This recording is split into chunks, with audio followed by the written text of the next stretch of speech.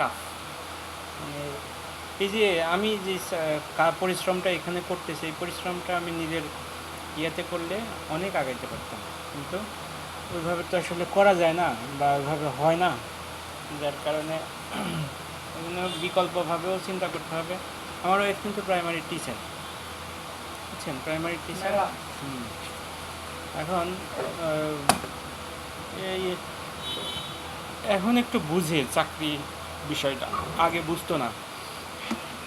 গত 1 বছর পার হয়েছে চাকরির, এখন 1 বছর না 2 বছর, 2 বছর হয় না মনে হয়, 23-24 জুন থেকে ঢুকছে, তাহলে 1 বছর বেশি। তো আগে বুঝতো না যে আসলে চাকরি করে যে কিছু করা যায় না, এটা বোঝাইতেই পারতাম না। তো এখন একটু মোটামুটি ইয়ে হয়েছে। চাকরির পাশাপাশি আমি যখন এখানে চাকরি না করি, ওই সময় আমার মাসে মিনিমাম ইনকাম ছিল 50,000 টাকা, মানে মিনিমাম ছিল। তারপরে এখানে ঢোকার, এখানে আপনি ঢুকছেন থেকে তো সন্ধ্যা ছাড়া দেখি না, নাসিম স্যার হ্যাঁ, ছিল ওই সময় থেকে খালি ডাকাডাকি, আমরা একটু ওই ডাকাডাকি করতাম। ওই সময় আপনার প্রায় চাকরি পাওয়ারও 6 মাস 7 মাসও আমার মোটামুটি ইনকাম ভালোই ছিল। আস্তে আস্তে আস্তে আস্তে কমতে কমতে কমতে বাস ইয়ে হয়ে গেছে। এখন মানে এমন হয়ে গেছে, খুব বিরক্ত লাগে, কিন্তু তারপরেও করতে হয়। কারণ ওই আমি যখন করোনার পরে শুরু করছি, তো অনলাইন সেকশনে কাজ করা করে প্রায় ছোটোখাটো একটা খামার দিছিলাম, প্রায় 5-7টা গরু আছে এখনও। ওটা আমার ছোটো বোন মেনটেন করে। 3টা গাভী আছে, বাচ্চা আছে, মানে বাড়তেছে, কেবল শুরু করছি, কয় বছরের হয়েছে। চিন্তা ছিল 15 লাখ টাকার মতো ইনভেস্ট করবো, 5-7 লাখ টাকা হয়েছে। আরও 2 বছর ইনভেস্ট করতে চাইছিলাম, পরে আর করতে পারি নাই, বোনেরও ওই যে বাচ্চা কাচ্চা নিয়ে সমস্যা। আর আমি তো এই যে চাকরিতে ঢুকে আমার ইনকাম বন্ধ হয়ে গেছে। এমনও আছে 1 মাসের ইনকাম দিয়ে একটা 1,20,000 টাকা দিয়ে গরু কিনে দিছি। মানে অনলাইনের ইনকাম 1 মাসে এক এক রকম হয়, তবে মিনিমাম ছিল কোনো এরকম, ফিক্স নেই। ফিক্স নাই। তো বয়স হয়ে যাচ্ছিলো, বিয়েটা যদি আর 1 বছর 2 বছর পরে করতাম আর একটু ফান্ড করে ফেলতে পারতাম, অথবা মানে বিয়ে চাকরি একসাথে মিলাই ঝিলাই হয়ে মানে পিছাই গেছি। তো এখন আমার কাছে মনে হয় যে আমি চাকরিতে ঢুকে ভুল করছি। আবার মনে হয় যে চাকরিতে না ঢুকলে অনেক সময় মেয়ের বাপেরা বুঝে না। মানে তখন ধরেন একটা কোচিং মেনটেন করতাম, কোচিংয়ে টিচিং করাইতাম, পাশাপাশি অনলাইনে কাজ করতাম। কোচিংটা ছিল একটা হচ্ছে মানে করোনার পরে কেবল শুরু হচ্ছে, তো আস্তে আস্তে রানিং হয়ে গেলে শিক্ষা সেকশনে শুধু ইনভেস্ট হচ্ছে সময়। সময়। এখানে তো আর কোনো কাঁচামাল নাই, কাঁচামাল তো আমার মেধা যা আছে তাই। তো এটা রান করতে পারলে, পাশাপাশি অনলাইন করতে পারলে বাস দুইটা মিলে হয়ে যেত। আর গ্রামে ধরেন আমার নিয়ত ছিল 40 বছর পর্যন্ত এভাবে ইনকাম করতে থাকবো, আর গ্রামে একটা খামার দেবো ছোটোখাটো ছোটোখাটো। এখন কিন্তু 40 বছর, এখন তো বয়স 30, আরও 10 বছর ইয়ে করতে থাকলে ওটা বিশাল হয়ে যাবে, বিশাল বড় খামার বড় হয়ে যাবে। তো তখন 40-এর পরে একটা ফিক্সড বিজনেসের চিন্তা করবো, ওটা পার্শিয়াল থাকবে। 45 বছর পর্যন্ত একটা বিজনেস ইমপ্লিমেন্ট করব, 45-এর পরে আর তেমন কাজ করবো না, এরকম নিয়াত ছিল। আর চাকরি আমার মরি বাসি 60 বছর বয়স পর্যন্ত চাকরি করতে হবে। চাকরি করার পরে এই টাকা কি আমি ভোগ করতে পারবো, সম্ভব? এখন ইচ্ছা থাকলেও উপায় নাই, যে ছুটি নিয়ে কোথাও ঘুরতে যাব, উপায় নাই, প্রতিবন্ধকতা। এই যে পূজার ছুটি, ছুটির মধ্যে দিয়ে রাখছে নিয়োগ পরীক্ষা। এখন নিয়োগ পরীক্ষা মানে কবে যাবো ওটা ঠিক নেই। রমজানের ঈদে বাড়িতে গেছিলাম, এই আজ একদিনও ছুটি কাটাই নেই, বাড়ির মুখ তো দেখি না। ওটাই তো, যে আসলে হয় না, এভাবে ইয়ে করে হয় না। এখন আল্লাহ যেভাবে যেখানে রিজিক রাখছে ওইভাবে ইয়ে হবে, তো নিজের চাহিদা মতো, ওই জন্য নিজে চেষ্টা করতে থাকেন। ওয়ালাইকুম আসসালাম, কী অবস্থা সোহেল? এটা না পরে দোকানে যে ওইটা আগুন ইয়া কি গরম আছে আশপাশে, যে সব এই রুমে তো স্টোর রুম, কাগজ, পরে আগুন টাগুন ধরে গেলে পরে আরেক বিপদে পড়বেন। কি অবস্থা স্যার, কেমন আছেন আপনি? আছি আলহামদুলিল্লাহ। সোহেল নাকি পড়াশোনা করেন নাকি, বয়স আছে আর চাকরি? পরীক্ষা দিয়ে আসলো আজকে। কিসে ছিল কিসে পরীক্ষা দিতে? গাড়ি চালক। লাইসেন্স আছে? লাইসেন্স আছে হাত এই ক্লিয়ার নাই তো। হাত ক্লিয়ার নাই। তাইলে আর লাভ হইলো কি? হাত ক্লিয়ার করার মানে কি চেষ্টা কি করছিলাম। কি আছে মানে 4 চাকার? মানে লাইসেন্স কয় বছরের মেয়াদে আছে? মোটরসাইকেল বা 4 চাকা? আপনি তো কাজ জানেন, এরকম হাতের কাজ জানলে এই যে কি কয়, জ্ঞানদীপ ছেলেটা গেল না ভালো জায়গায় বিমানে, হ্যাঁ ওর মাসে বিমানে কত না, ওই যে আমাদের এই যে গার্ডের চাকরি করে রুহুল, আসবে? ও তো বাইক নিয়ে আসে। ও মানে আমি একদিন 600 টাকা দিছি ওরে, 600 না 300 টাকা না 150 টাকা দিলাম। ওই ক্যাবে গেছিলাম, ওর ছুটি হয়েছে, আমি যাচ্ছি, ও যে গিয়ে স্যার কোথায় যাবেন, যে ইয়েতে যাবো, চলে না আমি যাই। টাকা নিবেই না, আমি বললাম যে এটা তো আমি অফিসের ভাড়া, অফিসের টাকা দিয়ে যাচ্ছি, আমি তো ব্যক্তিগত কাজে হইলে না কথা। পরে টাকা দিয়ে দিলাম। পরে সে অনেক আগে থেকেই এরকম উবার টুবারে ইয়ে করে। হ্যাঁ, আসার চালায় সময় অনেক দিন থেকে চালা, হ্যাঁ, দেখা হয় না। আসার সময় ধরেন একটা পাইলে ওর তেল খরচ হয়ে যায়, যাওয়ার সময় হয়ে যায়। আর 8 ঘন্টা আপনাদের তো ডিউটি টাইম একটা ফিক্স থাকে, 8 ঘন্টা পরে ইয়ে করলে ওর বেতন দেখি উঠানো স্যার, লাগে আমি না। টাকা একটু করে টুকটাক এই যে বেতন থেকে জমাইতেছি। অলরেডি কিছু টাকা জমছে, মানে আরো কিছু টাকা জমলে ইনশাল্লাহ আমিও একটা প্ল্যানে আছি। এখন পার্সিয়ালিভাবে করেন, আপনি তো এই যে রাত 10টা বাজে ছুটি, তাই না? 10টার সময় গিয়ে সকাল পর্যন্ত ঘুমাইলেন, এখন ঘুমাই আমি ভাবতেছি স্যার, আমি কি ওই মোটরসাইকেল কিনবো না অটো কিনবো, এই নিয়ে দ্বিধাদ্বন্দ্বের মধ্যে অটো আছি। অটো হচ্ছে এখন অনেক অটো হয়ে গেছে, মানে আমি রাস্তায় তো দেখি অনেক অটো। অটোর ভাড়াও আছে স্যার, আমি হইলে আর না। অটো ভাড়া আর থাকলে বাইকেও আছে প্রচুর। না, আর বাইকের ভাড়াগুলো না শুনেন স্যার, এরকম আমি একটা এখন- আইডিয়া করবেন। আর বাইকের ভাড়াটা অ্যাভেলেবল না, হইলে ভালো না হইলে না। না না শুনেন, একটা আইডিয়া করবেন। এখন আমি একটা বাইকার দেখছিলাম বেশ কিছুদিন আগে, সে আপনার হচ্ছে বাইকের পাশাপাশি ভিডিও করতো আর কি। আছে, এখন অনেকেই আছে, কিন্তু আমি একজন দেখছিলাম, সে দেখা যাচ্ছে যে দিনের মধ্যে 2টা বা 3টা ভিডিও করে। কি ভিডিও করে, যখন দেখা যাচ্ছে এই কাস্টমার থাকে না বা যাতায়াত থাকে না, তখন দেখা যায় এক জায়গায় নিয়ে গেল, ধরেন এই ইয়াতেই গেল, বসুন্ধরাতেই গেল, বসুন্ধরায় গিয়ে এখন ওখান থেকে আর যাত্রী পাইতেছে না, জাস্ট 5 মিনিটের একটা ভিডিও করে, যাত্রী যতক্ষণ না পায় ওটা এডিট করে ভিডিও ছাড়ছে। তো এই যে ইয়ে করছে, আসলে তো সে রিয়েল ওই জায়গাতে গেছে। তো এরকম ধরেন ওখানে 100, 150, 200 ভিডিও যদি হয়ে যায়, 200 ভিডিও করতে 1 বছর লাগবে প্রায়, মানে কথার কথা ধরি 1 বছর। 1 বছর যদি আপনি এভাবে চেষ্টা করতেছেন, ওইটাও একটা অ্যাসেট হয়ে যাবে। এই অনলাইন সেকশনটা কীরকম অ্যাসেট, যদি উদাহরণ দিতে চান, এই যে বাংলাদেশে যে শেখ হাসিনা গেল, কী জন্য গেল? এই যে ফেসবুক বন্ধ করলো না, ইন্টারনেট বন্ধ করলো, এই একটা, এই যে নেপাল গত 9 তারিখে যে ইয়া হইলো, কী জন্য? সরকার ফেসবুক বন্ধ করে দিছিল। এরা এরা খুব ইফেক্ট করে স্যার। খুব ইফেক্ট করে। এখন বর্তমান প্রেক্ষাপটে সামাজিক যোগাযোগ, আপনার একটা অনলাইন পরিচয় বা একটা আপনার অনলাইনে একটা ভালো ইয়ে আছে, এটা একটা অ্যাসেট হিসেবে কাজ করে, মানে একটা পরিস্থিতি হিসেবে কাজ করে। এই আপনি আফ্রিদি নামে একটা ছেলে আছে, আপনার মনে হয় দেখছেন কিনা, 2 হাত নাই, পাবনার এদিকে হ্যাঁ, বাড়ি। একটা ছেলে আছে, 2 হাত ভিডিওতে দেখা যায়, 2 হাত নাই। হ্যাঁ 2 হাত নাই, পাবনার এদিকে বাড়ি। সে আপনার শুধু ভিডিও, মানে তার হাত নাই, বাস্তবেই নাই, মানে হ্যাঁ। এরকম যে উদাহরণ দিছি তা না, বাস্তবেই নাই। সে শুধুমাত্র ভিডিও করে মোটামুটি গাড়ির বাড়ি সবই করছে, একটা সেলুনের বিজনেস করছে পার্সিয়াল। কিভাবে বিজনেস করছে, এখন সে ওখানে গেলে যে এই যে এটা আমার সেলুন, সে কিন্তু সাহায্য চায় না, যে আমি একটা কর্ম করতেছি, আপনাদের যদি সার্ভিস ভালো লাগে আসবেন, এসে দেখবেন, বাস।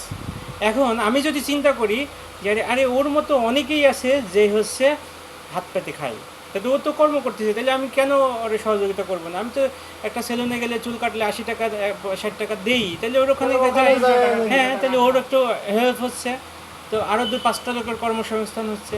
এই যে একটা চেষ্টা।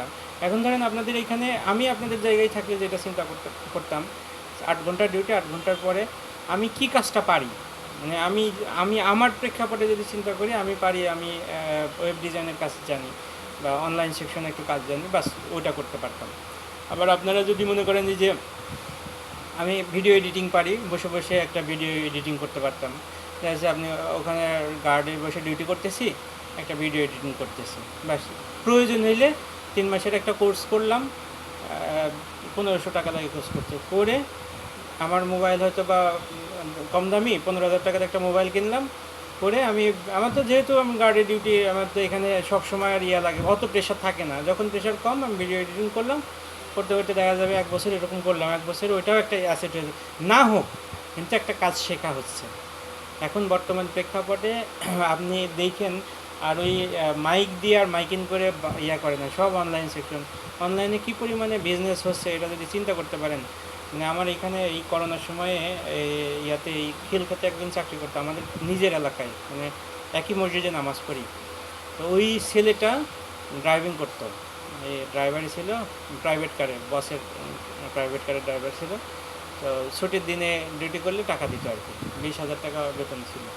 করোনার সময় বসের বিজনেস নষ্ট হয়, গাড়িও বিক্রি করে দেয়। সে অনলাইন সেকশনে ওই যে বিভিন্ন প্রোডাক্ট বিক্রি করে এখন মোটামুটি বাড়ি কমপ্লিট করছে, বিয়েও করছে। এখন সিজনাল বিজনেস করে। আমাদের ওইদিকে আম হয়, তারপরে বিভিন্ন ধরনের গুড়, সিজনাল যে গুড়গুলো হয়, এই সমস্ত ইয়াগুলো করে এখন মোটামুটি সে আর চাকরি করতে চায় না, না বাইরে কিছু রান করতে চায়। সে আর চাকরি করতে চায় না। এখন মানে চিন্তা করেন যে চাকরিতে আপনি 20 বছর চাকরি করেন, কিছুই করতে পারবেন না।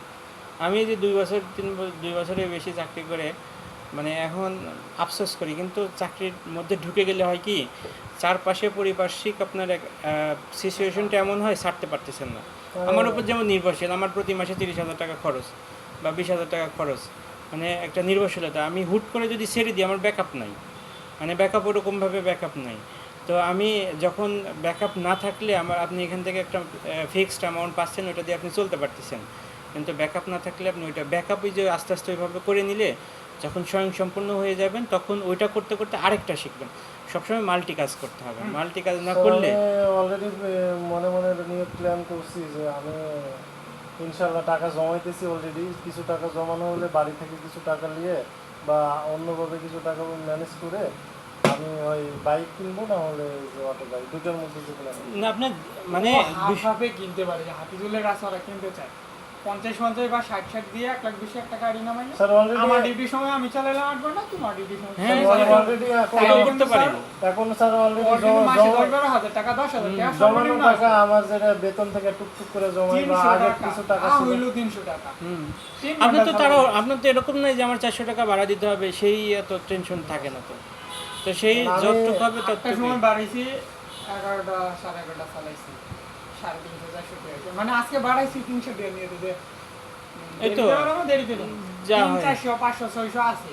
আমি সকাল 6টার সময় উঠলে ওই দিন আমি 600-700 টাকা, সর্বনিম্ন 600 টাকা পাই সকাল 6টায় উঠলে। 6টা 6:30 আবার স্টুডেন্ট নিয়ে আসলে 100 টাকা এমনি আগায় থাকে। আবার আমার স্যার সব ওই- বেশি আছে ওই অফিস টাইমে 500 টাকা, মানে আছে স্যার। নরমালি কি আমার বলবো, আমি কাছে 7টার স্যার সময় বেরোলে 500 টাকা পাই। 30-40 হাজার টাকা আছে, এটা আমি আরো কিছু টাকা ম্যানেজ করে ফ্যামিলি থেকে নিয়ে 1 লাখ টাকার মতো করে আমি বাইকটা আমার কাছে মনে হয় বর্তমানে একটু রিস্কি, কারণ বাইকে রুটে চালানো তো? বাইকে সমস্যা আপনার নাই হাত স্যার। যেহেতু স্যার এখানে চাকরিতে ঢোকার আগে তো আমি মার্কেটিং কাজ করছি, আমার সারাদিন বাইক চালানো লাগতো।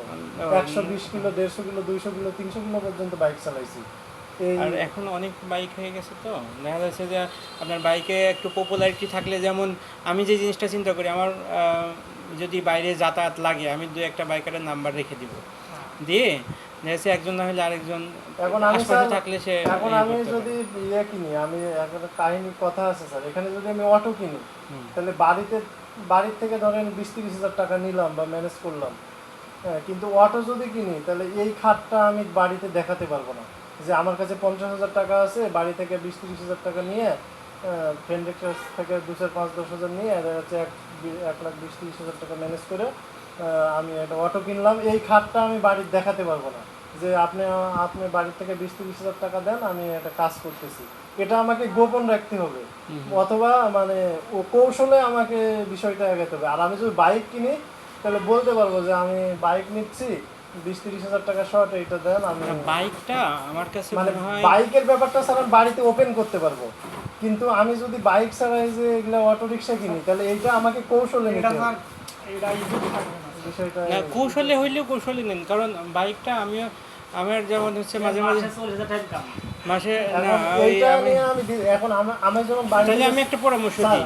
আমাকে আরেকটা পরামর্শ দেন। এখন বাড়ি থেকে যখন আমি 20-30 হাজার টাকা নিব, ধরেন আমি বললাম যে আমি একটা ব্যবসা করতেছি, কিছু টাকা আমার কাছে আছে, আর আপনারা 20-30 হাজার টাকা দেন, দেখি ব্যবসাটা শুরু করি কি হয়। এখন প্রশ্ন করবে কি ব্যবসা, একটা ইয়ে করবেন, বলবেন যে আমরা দুজন, দুজনে মিলে আমি কাঁচা বলি, মালের ব্যবসা করতে পারবো, আমি আমি শিখতে আমি বলি, আপনি বলবেন যে আমি আর আরেকজন মিলে, দুজন মিলে একটা হচ্ছে অটো কিনবো, অটো কিনে ভাড়া দিব, বাস। তাইলে তো আপনার হয়ে এখন গেল। স্যার অলরেডি আমার কাছে আমি তো নেওয়ার আগে ভাইতে পাম মাসি এটা এখন স্যার অলরেডি আমার কাছে ভাড়া দিলেও 300-400 টাকা আসবে। হ্যাঁ 10,000 টাকা হইলে দেখা গেল আমার থাকা খাটিয়া হয়ে যাবে না। আর এখন স্যার অলরেডি আমার কাছে 40-এর মতো আছে হ্যান্ড ক্যাশ। এটা আসলে আমার ফ্যামিলি জানে না যে এই টাকাটা আছে, এটা আমি স্যার টুকটুক করে জমাইছি। ওই তো আপনি মানে আমার কাছে মনে হয় যে আপনার জন্য বাইকের চাইতে যদি অটো চালাতে পারেন বা ইয়ে থাকে, নিজের আগ্রহ থাকে, এটা আচ্ছা, তবে আমি শেয়ার নেব না, যদি আমি সেকেন্ড হ্যান্ড অটো কিনি শেয়ার দিলে একটা সুবিধা আছে বুঝছেন। শেয়ার স্যার আমি শেয়ার নেব। শেয়ারের সুবিধা কি, আপনার দেখা যাচ্ছে যে রিস্ক মানে শুরুর দিকে, এটা পরে আপনি যখন 6 মাসে এই টাকাটা উঠে যাবে তখন আপনি সেল করে দিলেন বা তারে আরেকটা ইয়ে করলেন। আমি প্রথমে শেয়ার ভাবছিলাম, ওই যে আমার সাথে থাকে ওই যে হুজুর প্রিন্সিপাল স্যারের মামাতো ভাই, উনি আর আমি এক রুমে থাকি। তো উনি যে বলছিলেন আপনি ইয়েতে থাকেন এই হুজুরের সঙ্গে, আচ্ছা আচ্ছা তো Medical road এ হুজুর আর আমি একই রুমে থাকি, মানে পাশাপাশি করি। হুম। আমার রুমমেট উনি এখন। যাই হোক, উনি বললো যে শৈল ভাই তাহলে আপনি 60,000 টাকার মতো ম্যানেজ করেন, আমিও একটু 2-4 মাসে বেতন ভাতা জমাই, আমিও 60,000 টাকা ম্যানেজ করে দুইজনে মিলে একটা অটো কিনি।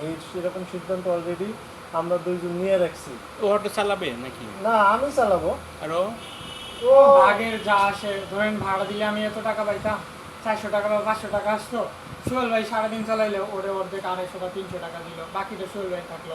আমরা এরকম নিয়োগ করছি 3টা ভাগ করবো। ধরেন স্যার আজকে 500 টাকা ভাড়া হয়েছে, 500 টাকা ভাগ 3, মানে মালিকানা 2 ভাগ, আমার আর ওনার, আর পরিশ্রমের 1 ভাগ, মানে আমি যেহেতু পরিশ্রম করতেছি। এরকম একটা প্ল্যান করে আমরা আগাচ্ছি, কিন্তু আমি আবার ফাইনালি ডিসিশন দিছি যে আমি একাই আর কি শুনবো। হ্যাঁ, এটা একটা দিকে ইয়া হয় কি, শেয়ারের বিজনেস আমিও পছন্দ করি আমি না, এতে কিন্তু রাজি না, স্যার। কিন্তু কিন্তু হয় কি যে শুরুর দিকে আপনার বিজনেস শিখতে হইলে টান লাগে না, আমি 1,20,000 ইনভেস্ট করলে আমার মাসে 10,000 আসতেছে, মানে আমার 1 বছর লাগে। স্যার আমি ইনশাল্লাহ যখন আমি আগামী 50 লাগাইলাম তখন আমার যা অল্প স্যার আমার সময়ে নিয়ত হয়ে আছে, যাচ্ছে। অলরেডি আমার কাছে 40 আছে। আগামী 3 মাসে যদি আমি 10,000 করে জমাইতে পারি, বাড়িতে বলছি টাকা দিতে পারবো না, তাহলে 30,000 আর এইদিকে 40, 70,000, বাড়ি থেকে 20-30,000 টাকা নিলাম।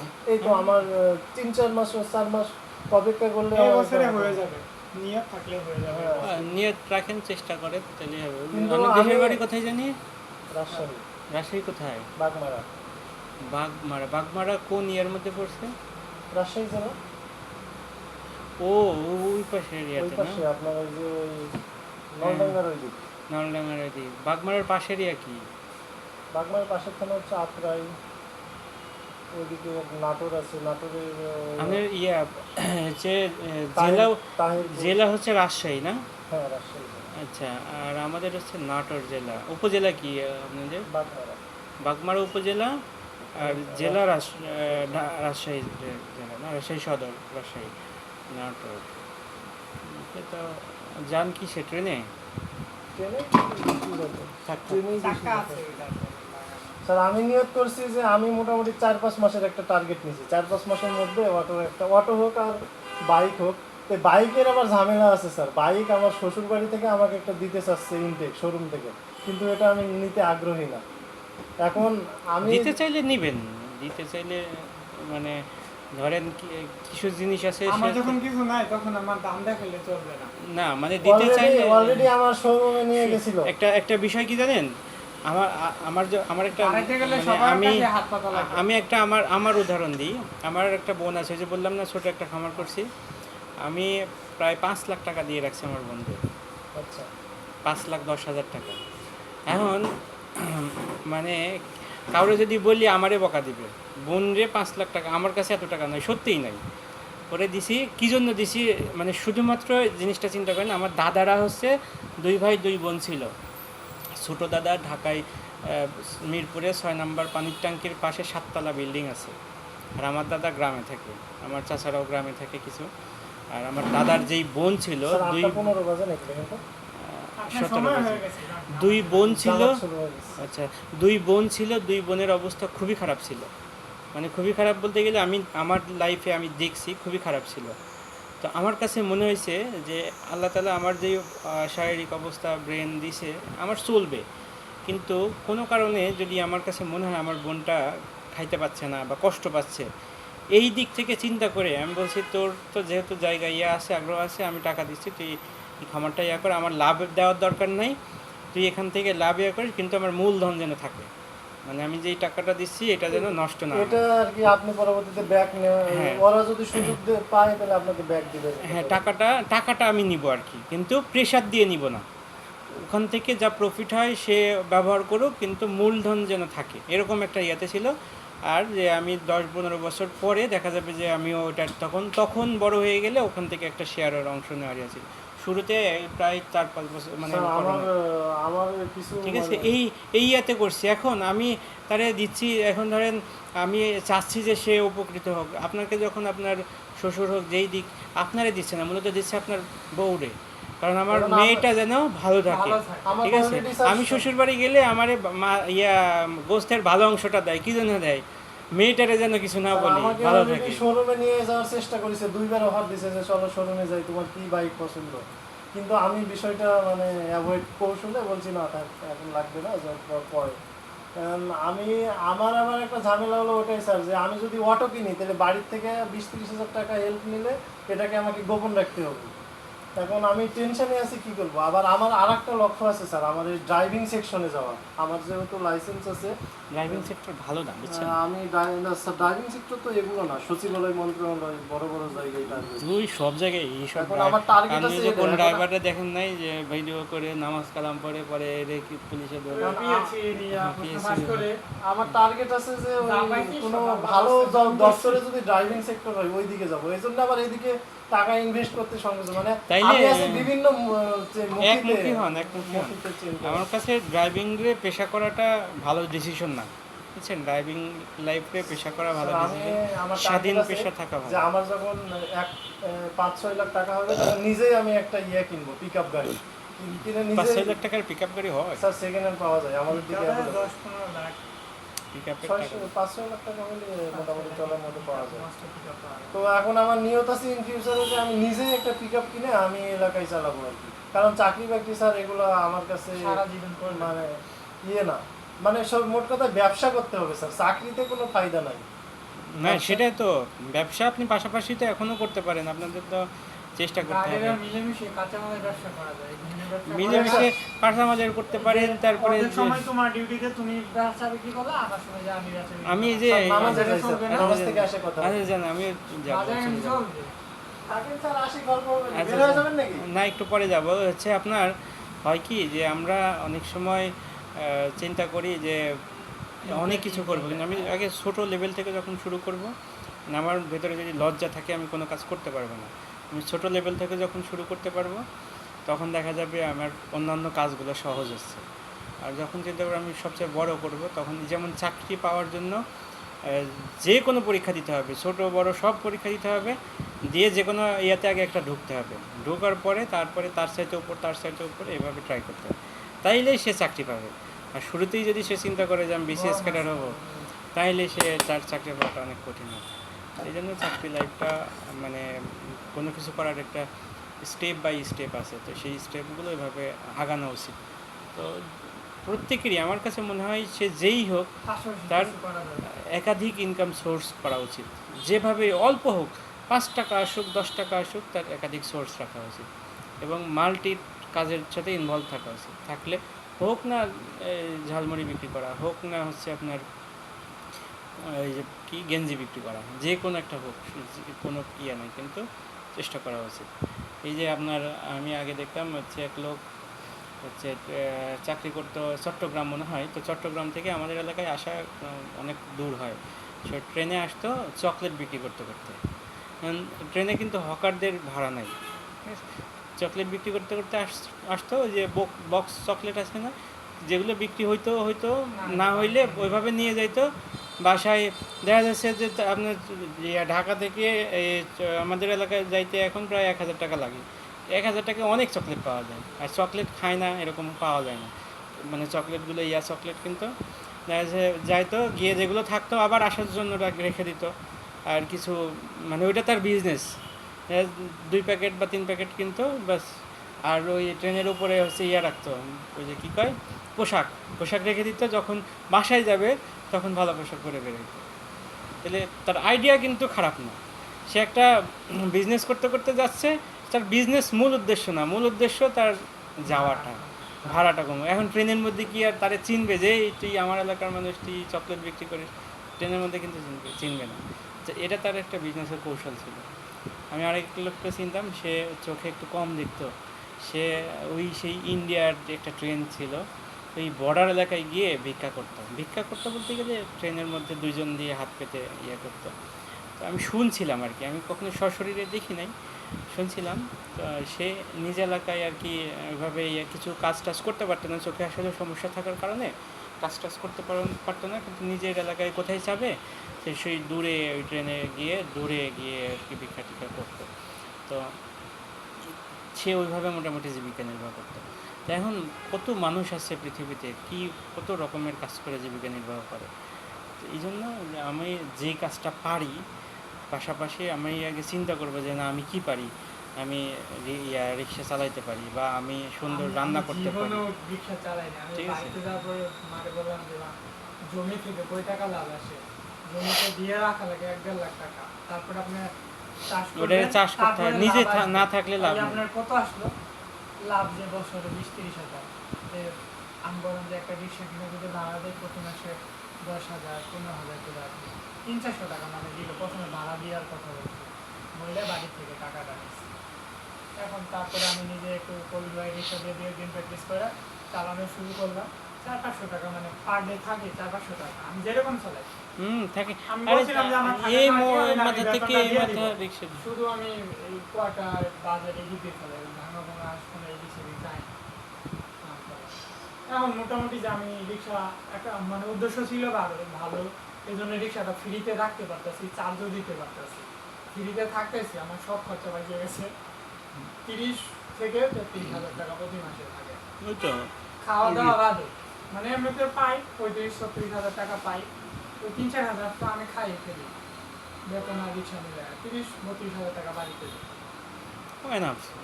মানে এই এটা ধারাবাহিকতা এখন যদি আমি ধরেন ঠিক রাখতে এটা যদি পারি, 1 বছর রেখে তাইলে দেন, তাইলে আমার টাকা হয়তো এক বছর রাখলে দেখা যায় 3-4 লাখ টাকা হয়ে গেল, আরো 1 বছর রাখলেন একটা কিছু করতে পারেন। ওই যে খামার গরু ওই তো আব্বা আছে হাল চাষ করে দেখা গেল ওই তো একটা কোনো কিছু করতে দিলে পারলেন।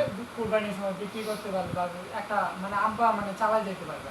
হ্যাঁ, এগুলোই তো করতে হয়, তাইলে ফ্যামিলি। আমি ওই যে আমার বোনরা শুধুমাত্র এই জন্য দিছি যে একটা সময় আমার কাছে মনে হবে যে আমার বোনটা কষ্ট পাচ্ছে বা হচ্ছে না, তো আমি সে চেষ্টা করতেছে আমি একটু সাপোর্ট দিই, সে উঠুক। এখন আলহামদুলিল্লাহ তার বর্তমান প্রেক্ষাপটে প্রায় বাসায় 15 কেজির উপরে বা 10 কেজির উপরে দুধ হয় প্রতিদিন। তো 10 কেজি যদি আমি মিনিমাম 10 কেজি যদি দুধ হয় 800 টাকা।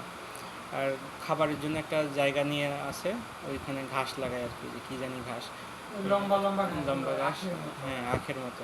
ওই ঘাসে আছে, আর ঘাস কাটার একটা মেশিন কিনে দিছি 55 না 35 হাজার টাকা দিয়ে। তো গরু বেশি তো হাত দিয়ে কাটলে তো লাগে, তো ওই মেশিনে দেয়, ঘাস কাটা হয়ে যায়, ওইগুলো খাওয়ায়। আর মানে মোটামুটি এভাবে তার ভালোই হচ্ছে। আবার মানে তার এই যে দুধ বিক্রি করার টাকা দিয়ে দৈনন্দিন খরচ হয়ে জমাইতে পারতেছে। ওগুলো ওই যে ধান টান হয় আশপাশে, যখন ধানের সিজনে আমি বলি যে এগুলো কিনে, তখন একবার 60,000 টাকা দিছি শুধু এইগুলো করার জন্য, ওগুলো কেনার জন্য।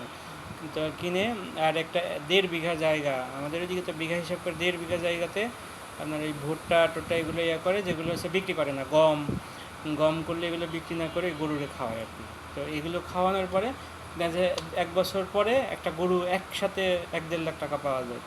যেমন 2টা মনে হয় গরু বিক্রিও করছে, একটা 1,60,000 টাকা দিয়ে বিক্রি করছে, আর একটা ছোটো করছিল 78,000 টাকা দিয়ে মনে হয়।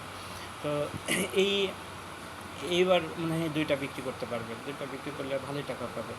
তো এই যে মানে একটা যে রানিং আসতেছে, তো মাঝখানে একটু বাচ্চা হওয়ার পর একটু হয়েছিল, তো এখন আবার ঠিক হয়ে যাবে।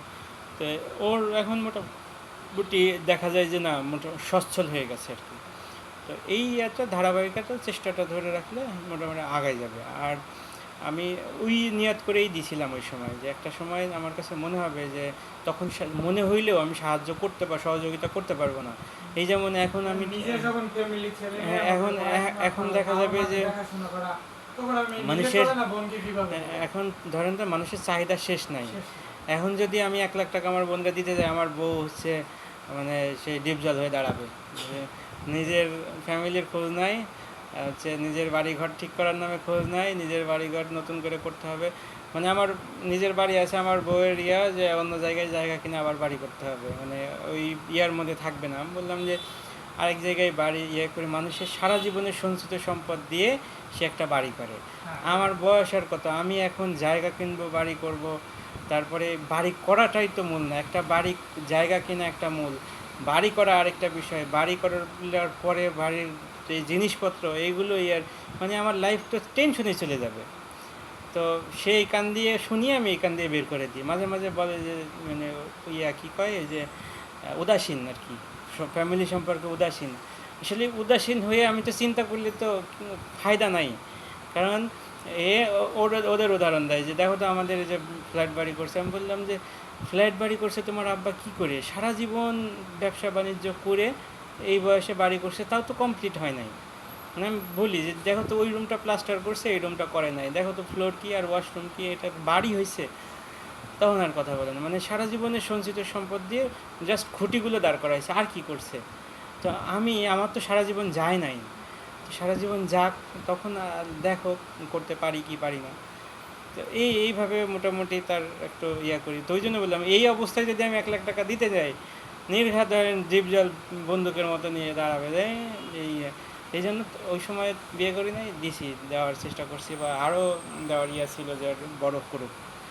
এখন আমার কাছে শান্তি লাগে যে না, আমার বোনের একটা অবস্থা ভালো আছে, ছোটো ভাই পড়াশোনা করতেছে, ওরও মোটামুটি পড়াশোনাটা শেষ হইলে ওরও একটা হয়ে যাবে। তো সব মিলাই আমরা যেন ভালো থাকি, এই একটা ছিল। আমি যে পাশাপাশি অন্যান্য কাজ করতে পারি, এখনও করি, কিন্তু আগে যেই পরিমাণ পাইতাম ওইটা হয় না, মানে ওই হয় না। তো আবার মাঝে মাঝে ইচ্ছা হয়, কিন্তু ইচ্ছা হইলেও হবে কি, অনলাইন সেকশনে আপনার রেগুলারিটি থাকতে হয়।